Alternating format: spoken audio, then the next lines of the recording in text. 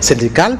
Est-ce qu'aujourd'hui, il est opportun et important justement pour que l'on sente mieux justement l'amélioration des conditions de vie et de travail des travailleurs, excusez-moi de la redondance.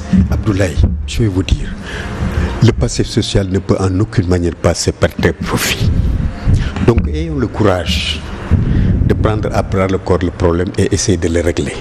Nous, travailleurs, ayons la souplesse de s'inscrire dans un échéancier qui puisse permettre aux autorités de vider le passif. C'est ça la solution. Les questions que Madame la Présidente soulève sont des questions qui ont été presque réglées, cernées en tout cas. Si les organisations syndicales qui comprennent bien la genèse des problèmes sont impliquées, parce qu'il faut dire, elle a raison, il y a quand même des groupes de travail qui se lèvent à chaque veille de fête réclamer des choses qui ont été peut-être déjà réglées. Bon, la grève de la faim. Pourquoi? Parce que il y a une centrale ou des travailleurs ou un syndicat qui gère le problème et ils ne sont pas d'accord avec eux. Et ils réclament. Mais aujourd'hui, ces questions-là, nous les avons réglées presque pour beaucoup de cas. Le cas de la SIAS. Et ceux qui le font souvent, ils vont voir des bonnes volontés comme le professeur Momar Samb qui a beaucoup travaillé sur la question, mais qui n'est pas à l'origine du problème. Nous, par exemple, l'histoire, je donne un exemple parmi tant d'autres, le dossier des chemins de fer, le dossier des ex-travailleurs de la SIAS, c'est un dossier que Feu Alioune Sow avait porté à l'époque et que le fond juridique est là. Il y a d'autres syndicats qui se sont détachés du groupe pour aller réclamer les mêmes choses. Mais si l'État devait régler le problème, vous pensez qu'on va payer par groupe? Non. On prend le fond du dossier. Et ça, pour la SIAS, je l'ai déjà réglé parce que j'ai travaillé avec tous les groupes pour le dire. Écoutez, entendons-nous bien. Nous ne défendons pas l'injustice, nous défendons ce qui est juste. Ce qui est juste, c'est voilà ce que vous doit l'État. Travaillons pour ensemble, l'État nous paye et qu'on vous rétribue. Mais que chacun réclame les mêmes montants ou plus, ça ne passera pas. Et on est allé chez un notaire. Nous avons pris des engagements pour dire que pour le dossier de la SIAS, voilà comment ça va se régler et définitivement pour l'État.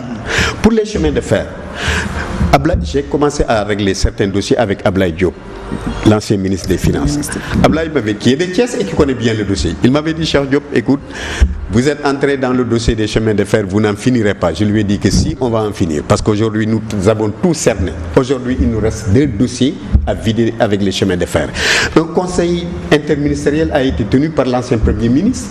Des axes de règlement de ces dossiers, du passif de l'ensemble des collectifs ont été dégagés. Il y en a qui concernent l'État. Et ce n'est pas beaucoup ce qui concerne l'État dans ce passif.